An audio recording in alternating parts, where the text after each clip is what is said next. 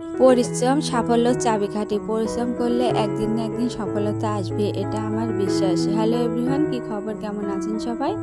আশা করি সবাই ভালো আছেন। তো প্রতিদিনের মতো আবার একটা নতুন ভিডিও নিয়ে হাজির হলাম। দূরে ও কাছে যে যেখান থেকে আমার আজকের এই ভিডিওটি দেখছেন, তো পুরো ভিডিও দেখতে থাকুন। আশা করছি আজকের ভিডিওটা আপনাদের ভালো লাগবে, আর ভালো লাগলে আমার আজকের ভিডিওটি একটা লাইক করে দেবেন এবং সাবস্ক্রাইব করে আমার চ্যানেলের পাশেই থাকতে পারেন।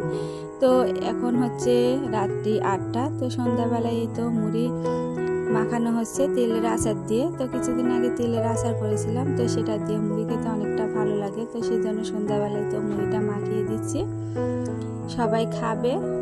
তো ওদেরকে মুড়ি মাখিয়ে দিয়ে আমি বাদ বাকি যে কাজগুলো সেগুলো সেরে নেব। তো পরের দিন সকালে যথারীতি আবার চলে আসলাম রান্নাঘরে, যে বাদ বাকি আশেপাশে কাজ ছিল সেগুলো সেরে নিয়ে।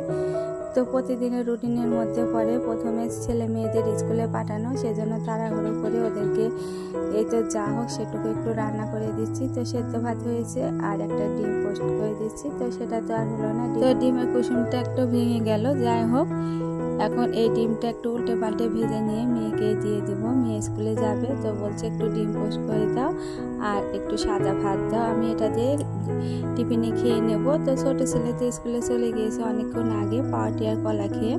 তো আজকে আমার বাসি কাজ করে স্নান করে উঠতে অনেকটা দেরি হয়েছিল, সেজন্য রান্নাটা করা হয়নি, শুধু ভাত ছিল। তো ভাতটা কি দিয়ে খাবে। তো এদিকে মেয়ের টিফিনটাও রেডি করছি। তো মেয়েকে স্কুলে পাঠিয়ে দিই, তবে কেন আমার নিঃশ্বাসটা পড়বে ঠিক মতো, এত তাড়াহুড়ো সকাল থেকে। আর স্কুলের টাইমের জন্য আমার এই কয়টা দিন খুব তাড়াহুড়ো থাকে, স্নান করে ঘরে এসে রান্না বান্না অনেকটা দেরি হয়ে যায়।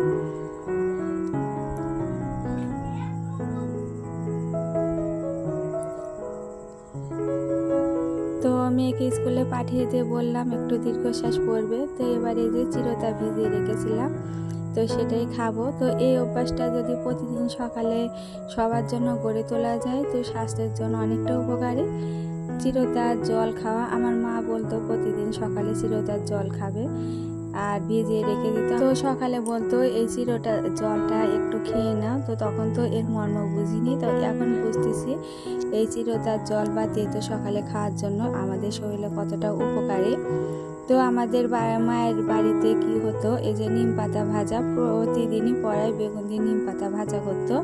তো মা বলতো নিম পাতা ভাজা প্রথম ভাতের গ্রাসে গরম ভাতের সাথে দুবার মুখে দিয়ে খাও। তো সেটাও খেতাম না। তো এখন হাড়ে হাড়ে টের পাচ্ছি এর ব্যর্থতা আমার কতখানি।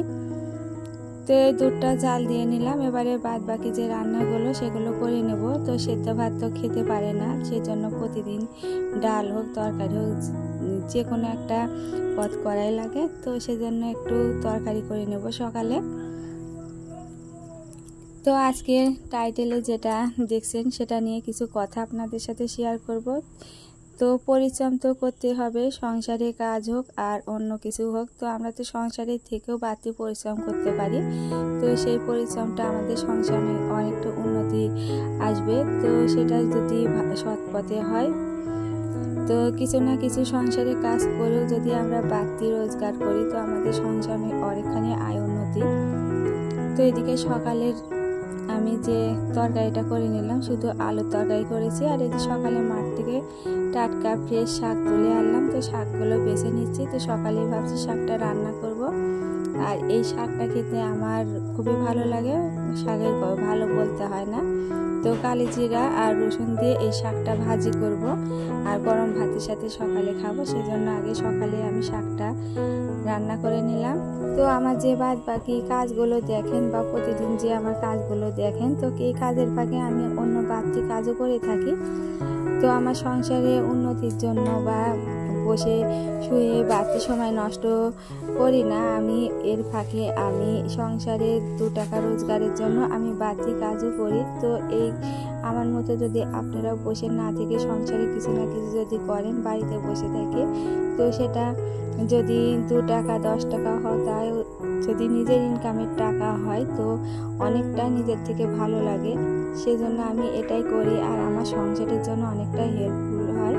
আমার বাড়তি টাকা আমার বাড়িওয়ালা থেকে চাইতে হয় না।